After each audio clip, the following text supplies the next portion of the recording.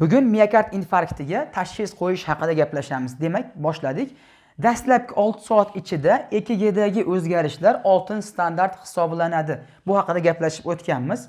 Keyingisi demak troponin I miqdori. Troponin I miqdori qachonki yurak hujayralariga qon yetib bormasdan, kislorod yetib bormasdan o'lishni boshlaganda, ya'ni 4 soatdan keyin troponin I miqdori ko'tarilishni boshlaydi. 24 soatda eng yuqori darajaga chiqadi qonda va 7-10 kun davomida mana shu eng yuqori darajada qonda saqlanib turadi. 7-10 kundan keyin sekin pasayishni boshlaydi.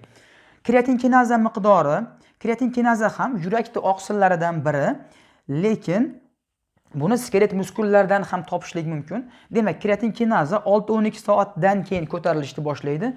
16-24 soatda yuqori darajaga chiqadi va 48 soat ichida, 48 soatgacha bu o'z normal holatiga qaytishga ulguradi.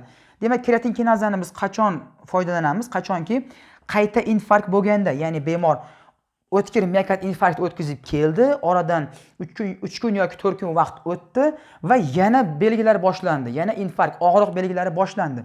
Mana shu holatda biz troponin I miqdorini tekshirmaymiz, chunki u 7-10 kun davomida yuqori holatda bo'ladi qonda. Biz shunda kreatin kinazani tekshirgan vaqtimizda, chunki bu 48 soat ichida o'z holatiga qaytib bo'ladi. Mana shu oqsil tekshirgan vaqtimizda bu oqsil qonda ko'p miqdorda topilishi bilan namoyon bo'ladi.